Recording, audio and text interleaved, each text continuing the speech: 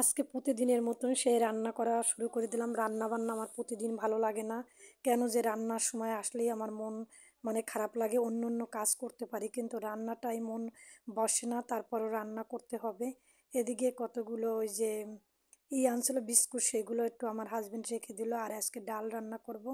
ডালের সাথে মরিচ হলুদ সব কিছু দিয়ে একসাথেই আম, রাখবো, প্রেশার কুকারে দিব তো। আর আমি ডাল রান্না করলে 4-5 দিনের ডাল একসাথে রান্না করে রাখি, কারণ কি প্রতিদিন রান্না করতে হয় না তাই। আর এই ডালের ভিতরে একটু পানি দিয়ে দিলাম ডালটা সেদ্ধ হওয়ার জন্য।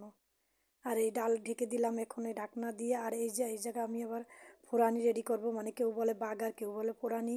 এগুলো রেডি করব, কারণ রেডি করতে হবে যে ওইখানে ফোড়ানি দেবো ডালের জন্য, এর জন্য।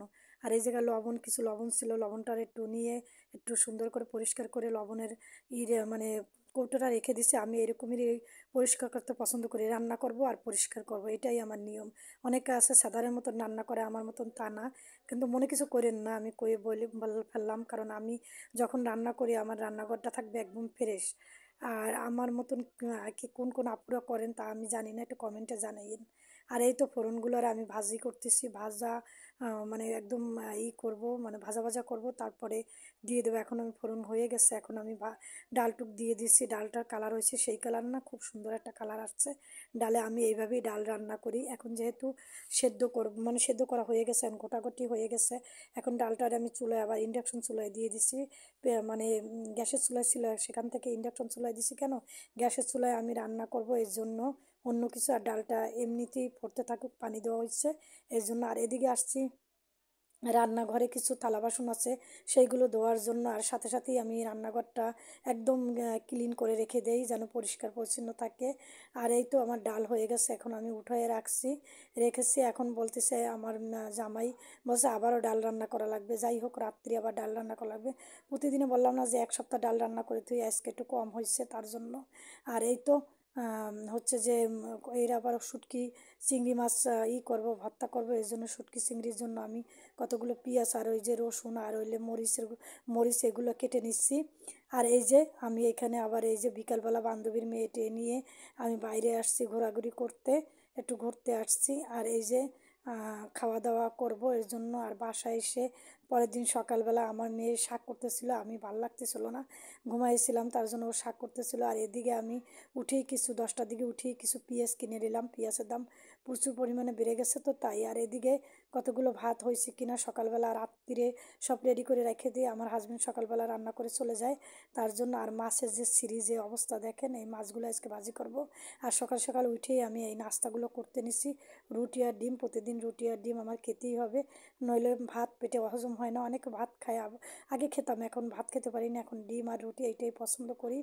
আর এই যে কতগুলো গরুর মাংস নিয়ে এসেছে, এটা রান্না করব তার জন্য। গরুর মাংসগুলো তরতাজা ছিল, এখানে বেশি না, 1 কেজি গরুর মাংস নিয়ে এসেছি। কিন্তু রান্না করার পরে কোনো স্বাদ মজা কিছুই ছিল না। তারপরও দেখতে কত ইয়ামি লাগতেছে, কিন্তু খেতে ততটা মজা হয়নি। আর এই যে গরুর মাংসগুলো রান্না করতেছি। আর এইটা ভিডিওটা অনেক আগের ভিডিও, সেটা এডিট করার সময় গরুর মাংসের কথা মনে পড়ে গেল যে আমি গরুর মাংস একটু ভালো ছিল না, সব হাড্ডি হয়েছিল। কিন্তু ভিডিওতে দেখা যাচ্ছে যে গরুর মাংসগুলো বড় বড় ছিল, আসলে বড় বড় পিস ছিল, আসলে ছিল না। এখানে রান্না করার পর দেখলাম যে সবই, মানে আমি ভিডিও করার সময়ও দেখেছি যে বড় বড়, তারপর রান্না করার পরে দেখি যে খালি হাড়, আর কিছুই দেখি না। তারপরে এই তো মশলা মশলি দিয়ে দিলাম।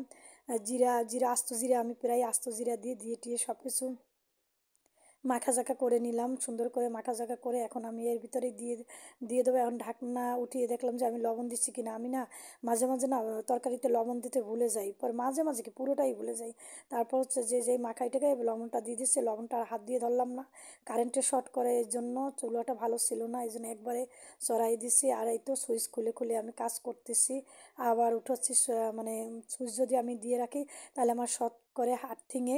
আর এই যে আমি কতগুলো পোলাও চাউল নিয়েছি, কতগুলো বলতে ভুল হবে, আধা কেজির মতন মানুষ যতটুকু আছে ততটুকু তো। আর আলুগুলোর একটু ধুয়ে নিচ্ছি সুন্দর করে, আলু দিয়ে গরু মাংস দিয়ে রান্না করব। গরু মাংস বলেন আর মুরগি মাংস দিলে বলেন আলু না দিলে হয়, গরু মাংসতে পুরোটাই আলু দিতে হয়, নাইলে মজা হয় না। তার জন্য আমি গরু মাংস আলু দিয়ে নিলাম। এই পর্যন্তই ভিডিওটা শেষ।